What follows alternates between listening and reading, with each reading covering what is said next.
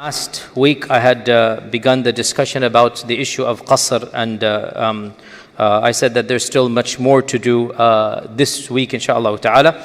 And so I will divide today's response into two. Firstly, we're going to continue from where we left off. And then secondly, there's an issue that some people wrote to me about last week, so I'm going to get back to that.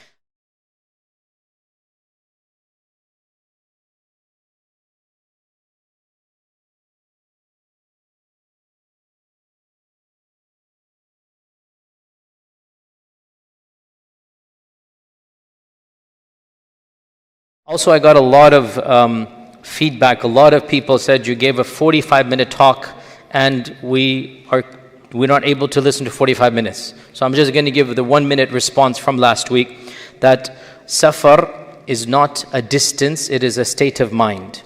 And that you are a musafir when you travel outside of your city to a distance that you and a reasonable person as well, because we don't want to say a crazy person says across the street this is safar. Somebody like a aqil, baligh person would say this is a travel. And what this means is that it is relative, and what it means is that you don't need to ask a faqih. If you are asking somebody, you don't understand the response. You do not come to a shaykh and say, Shaykh, I travel from this to this, am I musafir?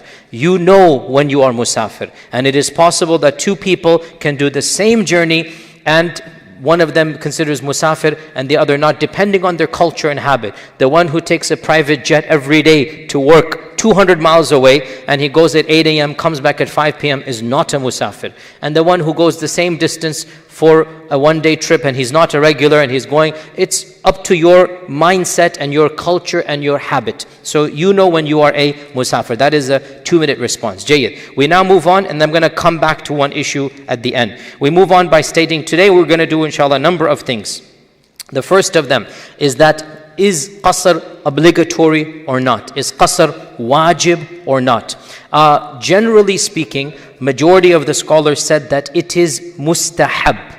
You should pray the 4 rak'at as 2, but it is not wajib. Hence, if a person performs for whatever reason the full prayer and they are musafir, the prayer is valid. They are not sinful, but they have gone against the sunnah.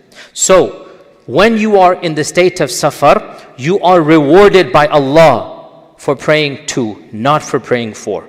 Every 4 rak'ah becomes 2. Ibn Umar said, hadith is in Bukhari, I did safar with the Prophet ﷺ and with Abu Bakr and with my father Umar. And in every journey, every time we prayed qasr. This was their habit. So qasr is the default. To not do qasr goes against the sunnah, but it is something that the salah is not going to be batil. It is permissible, but it goes against the sunnah. So the point here, qasr is rewarded by Allah. No one should think that if I pray 4, I'm going to get extra reward. No, qasr is rewarded by Allah. Jayyid. Second point, when does qasr begin? Once you've decided it is qasr for me. So this Friday I'm going to Atlanta, clearly that is qasr for me. When will qasr begin? When I pack my bags, I'm about to leave for the airport, it's dhuhr time, right? Can I start my qasr knowing I'm stepping out the door and I'm heading to the airport? I'll say, let me just do qasr and jama', dhuhr and asr, get it out of the way. Can I do qasr from my house? How about if I get to the plane and I'm waiting and it's almost maghrib time finishing, or let me just pray dhuhr asr on the plane, but I'm still in my city? Or when does qasr begin? So again, as you can imagine, there are a number of opinions. However, the overwhelming majority of the Sahaba and Tabi'un, they had one opinion. So alhamdulillah, we can say, in this case, we have a vast majority who says, safar begins when you travel outside of the walls of the city. When you leave the final habitations of the city, and you are now, your back is to the city and you're walking away, you're going out. Even if you can still see the city, but you have left the premise of your land, not your country, but your city. And there are numerous narrations from the Sahaba themselves. Of them is that some of the Sahaba, they would break their fast. It's Ramadan, they're going to go on a long journey, so you're not going to fast that day. But they're fasting when they wake up. You cannot just wake up in Ramadan and say, oh, I have a safar at 6, let's say 2 p.m., let's say, and say, I'm not going to fast today. No, you are Ramadan, you are not musafir. Now, imagine in those days you're walking at 7 a.m., you're not going to be able to fast, right? You know you're going to break your fast. You are still starting in Ramadan, you're going to be fasting. Some of the Sahaba, when they walked outside the city, he said to his servant, okay, give me the water now. Give me something now to break. I have a long day ahead. We don't need, we're going to break the fast anyway. And his servant said, I can see the walls of the city. He said, doesn't matter, give it to me now. We're safar now. The safar is done. Even if you can see the walls of the city, but you are left the premises. Now, in those days they had walls. In our times, there is no wall, so you have to use a bit of a cultural thing because, habitation goes smaller and smaller, you get to smaller and smaller places, but there is still something called the overall city of Dallas. And it's not an exact line, but you get the point that when you have left and you feel that, okay, now I am no longer in my city of residence, then safar can begin, and that is when you can start your qasr when you do that. And this is proven in actually a hadith of Anas ibn Malik that he said that we prayed dhuhr 4 rak'ah in Medina. This is going for Hajj. Then when we got to Dhul Hulayfa, we prayed 2 rak'ah. Dhul Hulayfa is literally a 10-minute drive from Medina. It's definitely not 4 burud or 16 farsakh, not at all. Dhul Hulayfa is 10 minutes. Those of you that have done Umrah from Medina, you know this. Dhul Hulayfa is literally outside, but it is outside the city. So Anas says, in Medina we prayed 4. When we got to Dhul Hulayfa, we prayed 2. Even though you haven't gone the distance, even if you followed the 4 burud or whatever positions, you're still within that. But safar has begun. So safar, when does it begin? It begins when you leave the area, city of your inhabitants. This is the second point. The third point, a lot of times questions comes about musafir praying behind muqim, muqim praying behind musafir, etc. I just want to do this quickly, that pretty much there is unanimous consensus in this regard that if a musafir is praying behind a muqim, you are traveling, you have the permissibility to pray 2 rak'ah, but you come to a masjid. Now the imam is not traveling and the imam prays 4. Pretty much, I would say, there's 1 or 2, but essentially by unanimous consent, almost, you must pray 4 rak'ahs. Why? Because in the hadith, the imam has been made to be followed. إِنَّمَا جُعِلَ الْإِمَامُ لِيُؤْتَمَّ بِهِ. Once you join the congregation, you are following the imam. And praying the full 4, it is permissible. It's not haram for you. It's permissible. And following the imam is wajib. So we prefer the wajib over the permissible, because praying 2 is sunnah, praying 4 is jaiz. It's permissible, but it's against, if you were alone, it would be against the sunnah. But now that you're in a jama'ah, you will pray all 4. And the opposite also applies. If the musafir is leading, as we all know, and this is reported from the Sahaba, some of them, they led the salah, and after 2 rak'ah, they finished, and they said that, Inna qawmun ala safar, that we are a people who are traveling, so you continue your salah. So the imam prayed 2 rak'ah, and obviously everybody knows this. If you're not musafir, you don't just get a concession because the imam is praying 2 rak'ah. No, you have to pray the full 4. By the way, that having been said, even though it is allowed for the imam who's musafir to pray 2, some of our scholars have said that if there's like a jama'ah, it would be better for him to pray 4 to not cause confusion. Because these days people don't know fiqh and whatnot, and the imam prays 2 and it's asr or maghrib or isha, like what is going on? It's jaiz for the imam, and in this case the imam, in his heart he wants to follow the sunnah, but for the sake of the congregation, he's like not to make them confused. And me personally, as a rule, if I'm leading in a masjid, if I'm leading 3-4 people, okay, they know, we can tell. But if I'm leading in a masjid, I'm invited everywhere. Every time I lead in a masjid, I never do 2 rak'ah, because there's 200 people, 500 people, and just for my convenience, they're going to make them confused. And our scholars have said this, that the imam has the option. Now you should weigh the pros and cons. So nonetheless, if I were to do this or anybody were to do this, it is jaiz, and the announcement can be made, and the imam will pray 2 and the people behind will pray 4 rak'ah. The next point here is that suppose you are traveling and you are going to reach home, and so you have the option, you're going to reach home within the time of salah. Let's give a simple example. Maghrib comes in, let's say, simplistically at 7 p.m., let's just say. And you will be home by 6 p.m., okay? You will be home by 6 p.m. So you know that you will be able to pray dhuhr and asr at home. You know you can pray Dhuhr and Asr at home. And you know I can stop on this road and pray, or I can masjid in the street or whatever, in the other area I can pray. You have an option.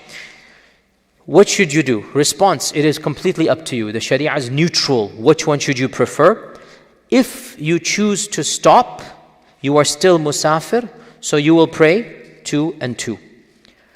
However, if you get home, you are no longer musafir. And even though you are forgiven for the qasr, as we're going to come to in a while, now you must pray 4 and 4.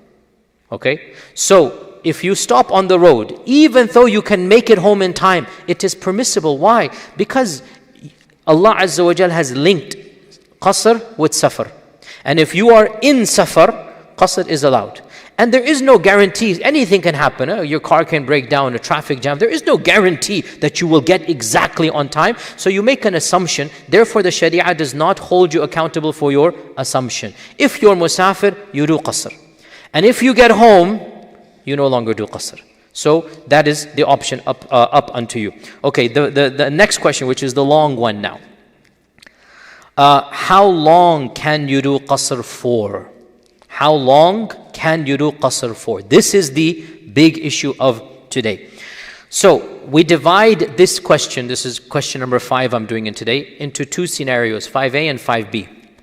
The first scenario is that, well, before we even get there, before 5a and 5b, we're talking about, what is the scenario talking about? We're talking about you have arrived at a temporary destination. We are not talking about en route. That's not, no scholar says that there's a limit en route. People would take 2.5 months or 3 months to go from Morocco to Mecca. 3 months, and the whole route is obviously qasr, because you're musafir. You're walking, riding camel, whatnot. There is no question about the time frame of the safar itself. Okay? And subhanAllah, by the way, these days it takes us less than 17 hours, 15 hours, direct flight, Dallas to Australia. And I've done that flight as well, subhanAllah. Direct flight, and subhanAllah, it took them 3 months to do a 4-hour, 5-hour flight. And Allah's blessings on us, we just do the whole world and we come back, subhanAllah, as Allah's blessings on us. So, point being that nobody is questioning the length of the safar, however long it is, you will do qasr. Now you get to your temporary destination. This is not your house. You are sent by your company to a city for training. Okay, you're visiting friends. You're attending a shadi, wedding somewhere. You're staying for X number of days. You are now in a hotel or in somebody's house. You are no longer on the road. This is the scenario. Okay, understood? Now, this scenario is divided into 2, 5a and 5b. Scenario A. You genuinely do not know when you will be returning, and every day presents the potential of you returning. Now, this is difficult for us to imagine because we book our flights. Let me give you, in the good old days, you had multiple such issues. Of them, you were engaged in an actual war, and you're sent to the front of the line. And every day, you don't know, you might be moving somewhere, you might be staying, you might be attacking, you might be withdrawing. Every day is a state of uncertainty. Another example, which may be realistic, suppose you're driving and it is winter time and you're in a cold place and the roads are shut down because of snow. And you want to leave, but you don't know when the roads will open. Maybe tomorrow, maybe 3 days, maybe 5 days. You don't know. So you wake up every day wanting the road to be open, but you don't know how long. So if you are in a state of uncertainty, in this case, your ruling is the ruling of the actual musafir, because you want to leave or you don't know when you will leave. And it is authentically reported that Ibn Umar and others, they were in Azerbaijan and they did qasr for more than 6 months. Some say, some Sahaba did qasr for 2 years in the battlefield. Like, battlefield means they were on the front lines, moving here, moving there. They're not obviously fighting every day, but they are in the state of the battlefield. Every day, tactical maneuver, this and that. They're praying qasr for 2 years because they're not setting up house. They're not building an apartment complex and getting married and having kids. This is a obvious state of flux. So, if you do not know when you will return, then you will remain in qasr because it is uncertain. It could be you return today. It could be you return tomorrow, a week. You don't know. Now, that scenario is, I think, rare for most of us. The other scenario is going to be the big controversial issue. What if you have a good idea? I'm staying here 5 days. That's my intention. You intend to stay 7 days, 1 week. Your company sends you for an assignment, and it is a 3-month-long assignment. You know it is 3 months. And after 3 months, that's it. You're going to come back home. Or you send for training, 6 weeks training. And you know it's training. So you know exactly how long it is going to be. So this issue is the one that, just like last week, there's lots of opinions. In fact, some ulama have listed 20 opinions on this issue. 20 different opinions. Some have said the duration is 20 days long. Ibn Abbas and Ishaq ibn Rahway said 19 days long. Hadith is in Bukhari that Ibn Abbas said, once I prayed with the Prophet ﷺ 19 days doing qasr. This was in Tabuk. So if I'm traveling for 19 days, I'll do qasr. And if I'm traveling for more than that, I won't do qasr. Who said this? Ibn Abbas, not the Prophet ﷺ. He's deriving from Tabuk that he stayed there 19 days doing qasr, so that's my limit that I have derived. Other scholars said 17, others said 13, Al-Awza'i said 12, Ali ibn Abi Talib said 10 days, Hasan al-Basri said 3 days, Rabi'at al-Ra'i said 1 day. If you were going to stay 1 day, you stop praying qasr. And so in early Islam we had over 20 opinions about this, how long.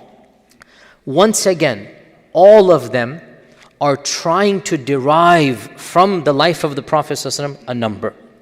Our Prophet ﷺ did not explicitly state, you may continue to do qasr for this many days and then you must swap over. In the famous books of hadith, there is nothing like this whatsoever. What do we have?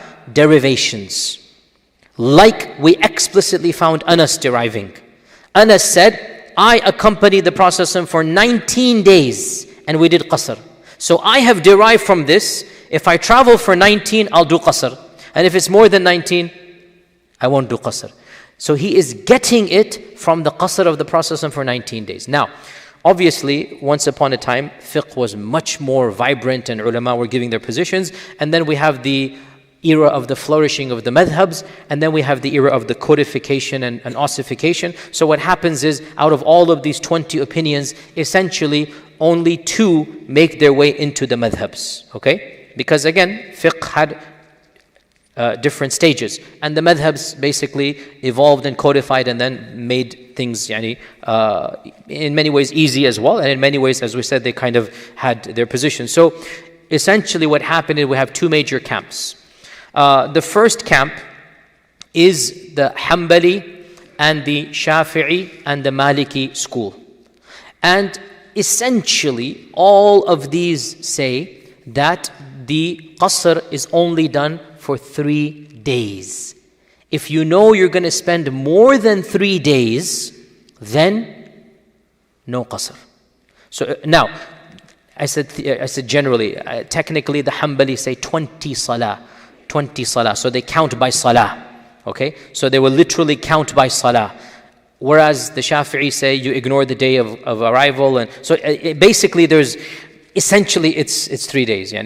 So basically the issue of 20 salah for the Hanbalis, and then Malikis and Shafi'is say that once you go to the 4th day, then you become a muqim. Okay, so once you get to the 4th day, then you are no longer able to do safar. And what is their main evidence? And again, all of these are derived. We have evidences, but they're derived, they're extracted from things of the Prophet sallallahu alaihi wasallam. The Hanbalis, they bring forth the hadith in Sahih Muslim that the Prophet not in Sahih Muslim, Abu Dawood, that the Prophet sallallahu alaihi wasallam, he arrived in Mecca to perform Hajj basically, on the morning of the 4th of Dhul Hijjah, and he prayed Fajr in Mecca. And he prayed all of the 4th and all of the 5th and 6th and 7th, all of them in Qasr, and that was 20 salah. Then he prayed Fajr outside of Mecca in the valley of Abtah, and Qasr began from there in Mina. So they derived 20 salah from the 4th, 5th, 6th and 7th of Dhul Hijjah. Okay, 4th, 5th, 6th and 7th of Dhul Hijjah, and do the numbers 5, 10, 15, 20 salawat. Okay, the other 3 madhabs, they said I made a mistake clearly. It was not 3 days, it was 4 days. I made a mistake. Beyond the fourth day, I wanted to say, not beyond the third day. Beyond the fourth day. So the other three madhabs also derive the fourth day. That if you are traveling for 4 days, the final of the fourth day, you will not do qasr. However, the way that they calculated it, they said you don't look at the day you arrive. You look at the evenings. So the Shafi'is might allow 22 salah, let's say. Okay? But definitely not 25 salah. So the Shafi'is and the Malikis are a little bit different in how they define, but essentially the time frame is 20 salahs for the Hanbalis and 4 days for the others. Not 3 days, it was a mistake, slip of the tongue, 4 days. Now, this is the other madhabs. Now, another evidence that they use, they have a number of derivations that the Prophet ﷺ told the Muhajirin to not stay longer than 3 days in Mecca. But again, the response is that was about the Muhajir. They were prohibited from returning to Mecca permanently. Once you've done Hijrah to Medina, you're not allowed to reside in Mecca. And their point is, okay, this is residing, that the prohibition is there. So once again, they derive it from there. So this is the three madhabs. The Hanafis are the only madhab that took another position, and that is 15 days. 15 days. And they don't have any explicit evidence for 15, but they make qiyas upon various things which are a bit like, they're not directly related. Like for example, what is the maximum number of tuhur days, yani of the lady of hayd? It's not exactly related to salah, but they somehow derive from this that you can stay 15 days. And so on the 16th day, if you're going to stay 16 days or more, then you are not allowed to do qasr. Okay, you must perform the full salah. Now, obviously, you heard me last week and we went over that the distances are all derived.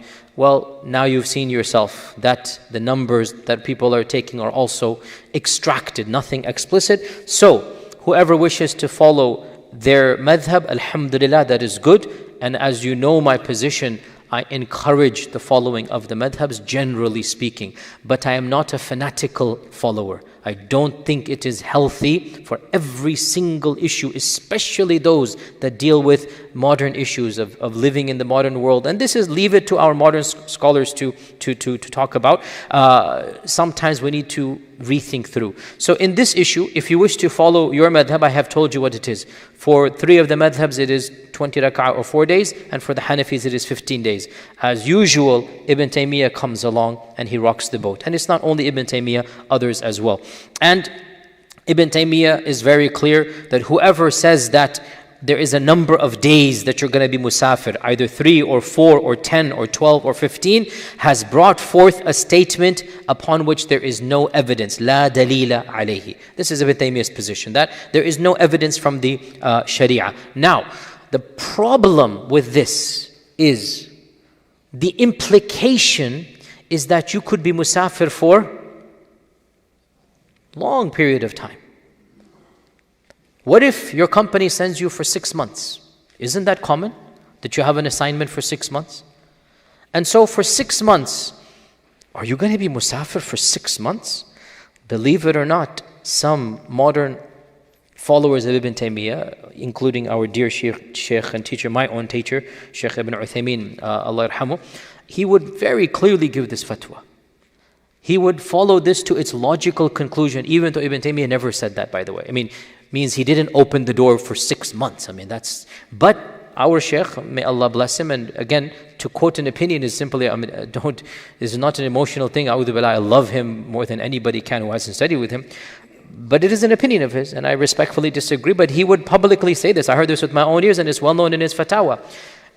Students would come to him. You know, he's of course a Saudi scholar. Saudi students were sent to this country. I think now it's almost dwindled down, but they were sent to this country for 4 years at a time, 5 years at a time. Student comes to him and says, Shaykh, the government has sent me to America for 4 years. And I know I'm here for 4 years. I have no intention of remaining for more than 4 years.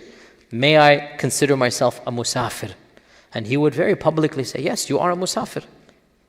Now that position is almost unprecedented and unheard of. But it is the logical conclusion if you go the full way.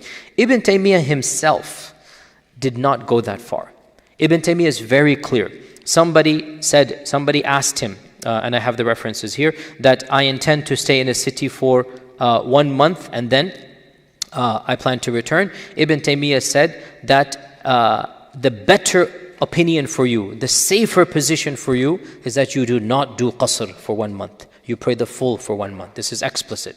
Like, this is too long. What he's trying to say, Ibn Taymiyyah's position is basically the one I'm very sympathetic to, which is, use your common sense, but don't be foolish. Like the 4-day limit or the 20 rak'ah limit, what if it's 21 rak'ah? It changes? It doesn't make any sense. Like, it's too hardcore, or demarcation is too black and white. Now, the defense of the fuqaha is we want that demarcation to be black and white. We want it to be explicit, or else we open the door of confusion. And they're absolutely right, it does. It does open the door for confusion if you want to. That's why Ibn Taymiyyah's fatwa was, whoever wants to stick with 4 days, alhamdulillah, good, that is the majority opinion. But if you are going for a reasonable amount of time. Now, what is the position that I personally follow in my life? The way that I view my safar, if I'm living out of a suitcase, then I'm musafir. If I'm going, at times I have been for 5 days to a city. 5 days is more than the 4-day limit, okay? But 5 days is, for me, complete safar. I am not, however, if somebody were to go and rent an apartment, even if it's a long-term, month-by-month apartment, okay? For example, if somebody goes and finds out where's the masjid, where's the halal food, if somebody goes and enrolls his kids in the school and says, I'm only here for 6 months, but my kids, this is not safar anymore now, So again, it's a logical or reasonable frame of mind. Like, are you even temporarily settling down? In my humble opinion, 6 months, you are settling down. You're going to have a car or means of transportation. You're going to know the restaurants, halal restaurants. You're going to make some friends. Like, you're going to have some social life there. Whereas 4 or 5 days, you might just be in your bubble of corporate and back to the hotel, and corporate and back to the hotel. You know what that psychological frame is. So, bottom line, Ibn Taymiyyah's position, if you want to stick to the 4, it's fine. If it's a little bit more than this, okay, no big deal, as long as you're actually musafir. Okay, so this is what I agree with, and inshallah that is the correct one. Okay, the final issue before I get back to the other issue that I needed to, because there's 2 issues I need to do. And we didn't talk about jama'. We talked about qasr. We did not talk about jama'. Let's talk about jama' quickly. Jama' means you combine Dhuhr and Asr, and you combine Maghrib and Isha. There is no other permutation of Jama'. You cannot do Jama' with Fajr, you cannot do Jama' with Asr and Maghrib. These are the only permutations. Jayyid. The issue of Jama' is not allowed by the Hanafis for travel. The Hanafi ulama only allow Jama' for the Hajj, in Hajj and Arafat. That's the only time they allow Jama'. For them, Jama' is something the pilgrims do in Arafat, not even in Mina. And they have their, they have their ways of looking at those hadith, because there's at least 10 hadith that the Prophet ﷺ prayed qasr in traveling, jama' in traveling. At least 10 in Bukhari and Muslim. It's actually very explicit. Nonetheless, the madhabs, we respect them, and so the Hanafis, they said, one of them said this is jama' suri, i.e. you think it's jama' but it's not jama'. For example, if Asr comes in at 4 p.m., jama' suri means you pray Dhuhr at 3:50 and then 3:55, mashallah, okay, even more. Depends on how much taqwa you have when you pray Dhuhr. So our Imam wants to push it even more. I wanted to have husn al-dhan, say, you know what, pray Dhuhr long, but he was, no, 3:59 you pray, okay, bismillah, okay. So you pray Dhuhr right before you say salam, you look at your watch, it is exactly 4 o'clock. Then you stand up and you pray Asr. This is how most of the Hanafi scholars interpret it. The response is, this is more difficult than qasr itself. I mean, this is like, you're putting an exact barrier and whatnot. But anyway, that's their position, that according to their paradigm, there is no such thing as qasr. Jama'. According to the paradigm, there is no such thing as jama' for the musafir. It doesn't work. Anyway, by the way, this is classical Hanafism. I have many Hanafi teachers who now actually do jama'. And they say the evidences are too strong. So there must be a current of modern Hanafis that have this. But the standard fatwa that is given is that jama' is not something that the musafir is allowed to do. The other three madhabs, of course, they allow jama' for multiple reasons. The Hanbalis have explicitly allowed it for three reasons. Number one, for safar, for travel, that you may do jama' for travel. Number two, they say for a type of sickness or ailment that affects your ability to perform salah on time. For example, the hadith of Hamana bint Jahsh, who was a lady who would constantly bleed, constantly. She had istihada, not hayd, istihada. It's a medical issue. So our Prophet told her to combine the salah, that do wudu once. So for example, the one who has urinary incontinence, he's constantly urine, or some issue, or high fever and he cannot concentrate. We're talking about an illness that affects. We're not talking about a little hand cut over there. No, you get the point. Something that affects you. Your wudu is affected. Okay, you have an issue, high fever, something. So it is the majority position that you may do jama' of those salawats. And of course, if you're jama' and musafir, you'll do jama' and qasr. But if you're sick and you're at home, you will do jama' without qasr. Okay? So if you have issue of, let's say, a simple example, like, may Allah protect all of us, but constant vomiting and diarrhea. You're najis, you cannot, so you will become tahir quickly. You have only, you don't know when the next bout is going to come. You will pray dhuhr and asr combined. Okay? But in this case, you're not allowed to do 2. You must do 4. So you can combine. This is the second reason. And then the third reason that is allowed, which is explicit in the hadith as well, is allowed in the masjids when there is a weather condition. So if it's snow or raining and the people are praying dhuhr, we will say, you know what? We don't expect you in dangerous conditions to come back. We'll pray asr because you'll get the reward of the masjid. Okay, so we'll pray Asr and Maghrib and Isha as well, pray, and then that's it, you go. Multiple times in life of the Prophet this happened, that it was raining, and of course we're talking about a rain that's in those days muddy, roof collapsing, this and that. And even in our times, if it's snowing, something happening, we don't want to put people in danger. Anything that's a bit of a, not even life-threatening, but it's common sense. We're not talking about a drizzle, obviously. This is up to the Imam to see what is going on. So in these three reasons, Jama' is allowed as well. Now, one point though. Jama' is allowed, but is it the mustahab thing to do? We said qasr is mustahab by unanimous consensus. Jama' is not mustahab. Jama' is khilaf al-awla. It is against, even in the other madhabs, especially the Hanbali madhab is very clear on this point. Jama' is not the default. And to not do jama', you will be rewarded. So, the default, you do qasr, yes. You don't do jama'. And I have to say, and may Allah forgive me because I take too much laxity in this myself as well. When we do safar, we just take it the default to do jama'. And the default is you do qasr but not jama'. You pray every salah on its time. And Ibn Taymiyyah mentions this, that all of these, he mentions many ahadith, all of these shows that jama' is not from the sunnah of traveling, unlike qasr.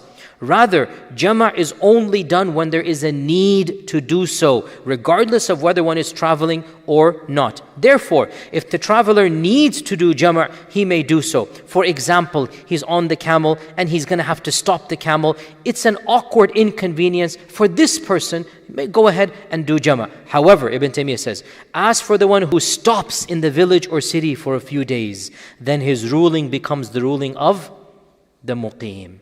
Not for qasr, but for jama'. So he's going to pray dhuhr at its time. How many?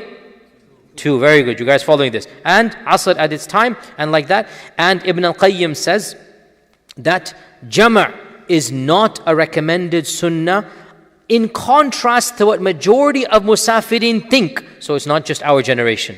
Ibn al-Qayyim also says this. The majority of musafirs, they get lazy and they just think we should do jama'. Rather, jama' is the exception and not the rule. Regardless of whether one is traveling or not, that one should pray salah at its time. That is the default ruling. So, when we are traveling, yes, on the side of the road, you got to step over, understandably. You don't want to stop again. Go ahead, do jama'. But once you get to the next city, Once you are there temporarily, the default, now, because you are musafir, you are not sinful for doing jama'. But it is khilaf al-awla. It is basically, call it makruh. Yani you get reward for doing on its time. Unlike qasr, you get reward for doing qasr. But for jama', you do not get reward. You actually, it's the opposite of that. One other point before I go back to final, that is that there is a common fatwa that everybody asks me about, and it is being propagated. And I am very hesitant to even say it, but only because people say this, that they find on Islamic websites and whatnot, that one can do jama' for no reason. One can do jama' for no reason. And they quote a hadith in Sunan at-Tirmidhi, which is authentic, that our Prophet ﷺ, one day, he combined between Dhuhr and Asr, and then between Maghrib and Isha, and the Rawi says, بِغَيْرِ خَوْفٍ وَلَا safar. There was no khawf, there was no safar, there was no rain, nothing going on. And he did it, and then he said, I wanted to make things easy for my ummah. I did not want to put a haraj on my ummah. Okay, so this hadith is in Tirmidhi, and the Prophet ﷺ did jama' without any reason. Now, we all know that the non-Sunni firqa takes this as the default, and they do jama' every single day of their lives. Right? We know this, or those of you who don't know, I'll just taught you this. Now, this hadith is found in Tirmidhi. At-Tirmidhi himself says, in my entire book, every hadith I mention, you will find ulama that have accepted it, except for 3 hadith. 3 hadith, I don't know any alim who ever accepted it. And he mentions this one as well. Accepted meaning the fiqh ruling, that practiced this hadith. That I don't know any alim that practiced this. This is before Tirmidhi.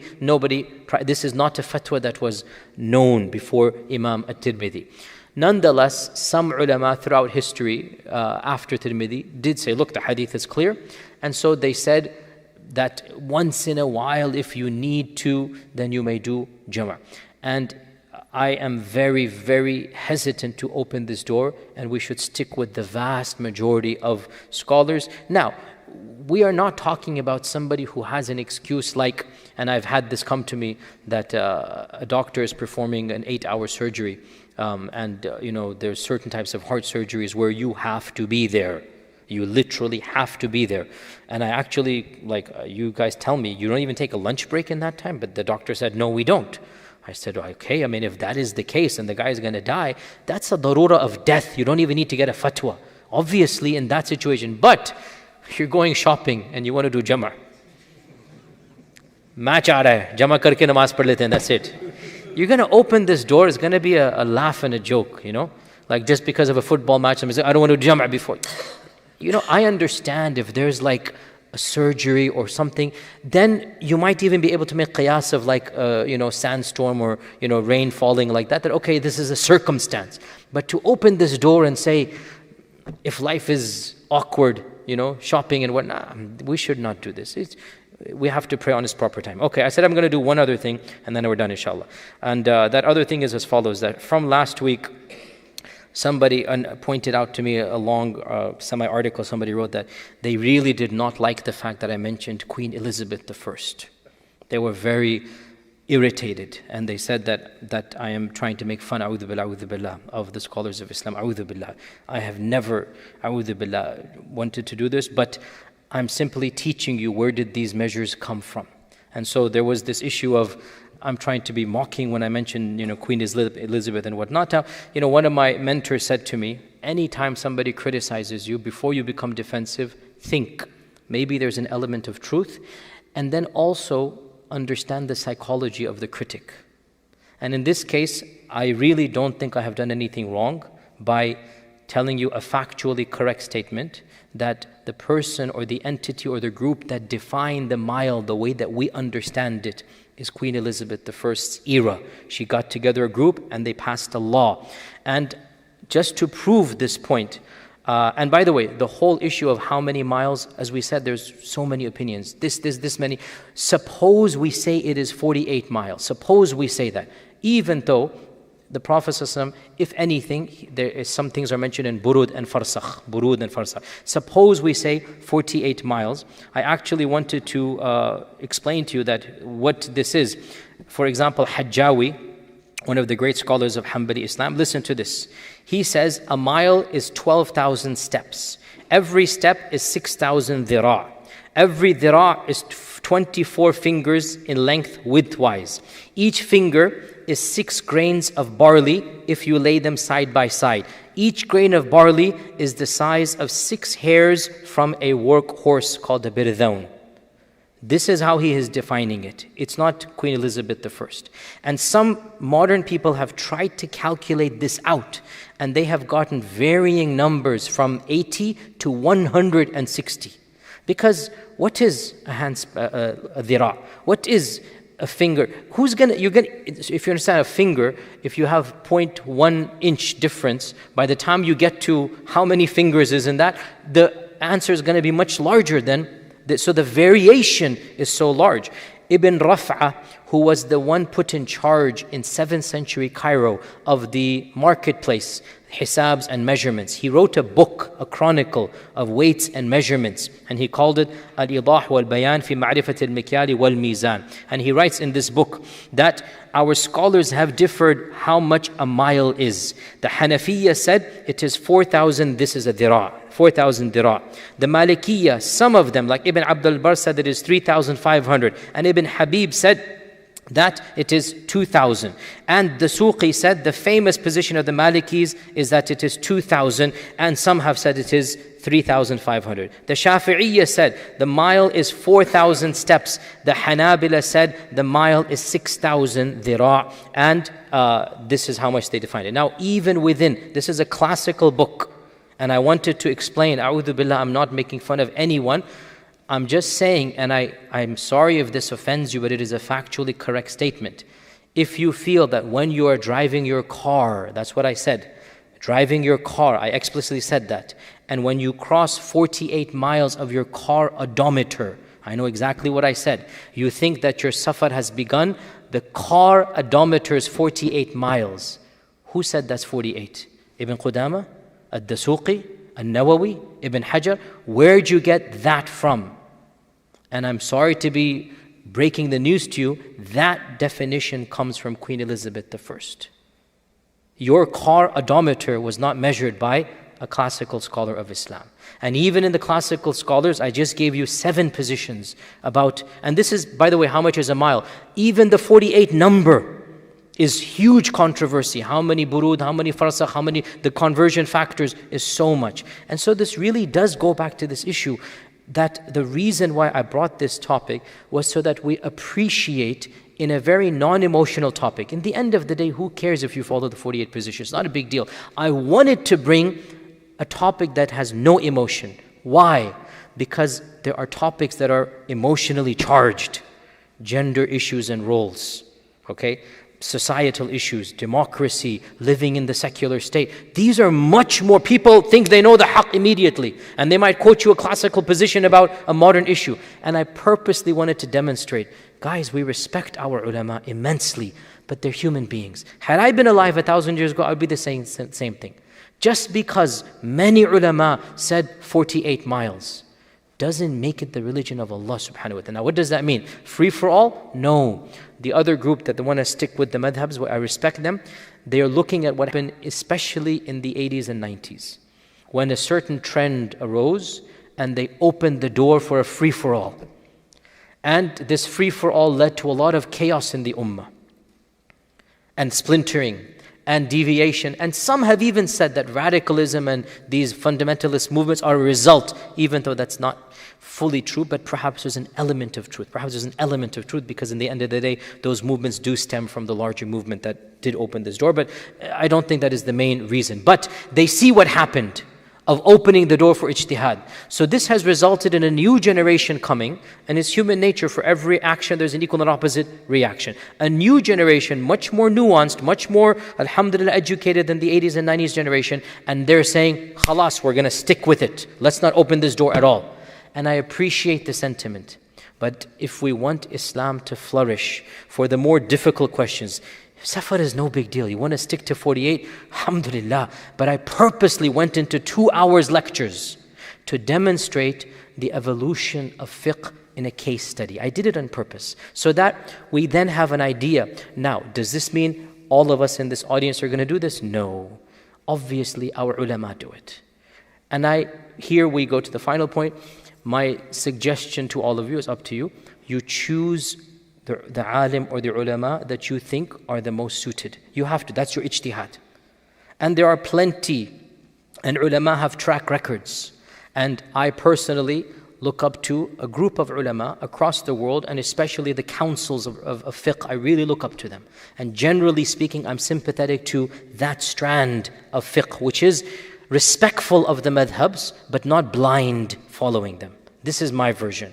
That we really respect. And generally, I do follow Hanbali madhab in my personal life. And I follow that. But in some issues, especially in issues that are going to be controversial to the Muslims of our times, difficult for them as a society to follow, we have to rethink through. And that's where fiqh councils come in handy. You have many great ulama. Shaykh Qadhi is there, Shaykh Yusuf al-Judaiz, Abdullah Yusuf, somebody look up to, Shaykh Saman al-Awda, Shaykh Muhammad Hassan Dado. And these are all within their own way. They're slightly different. They're not all the same, but all of them are on the same wavelength, that we come from the madhabs with respect, but we fine-tune where needed. These are the groups I look up to. Overall, the fatwas I give you generally will come from that school of modern Islamic thought. And I respect that some people find this uncomfortable and they want to stick completely. That's fine.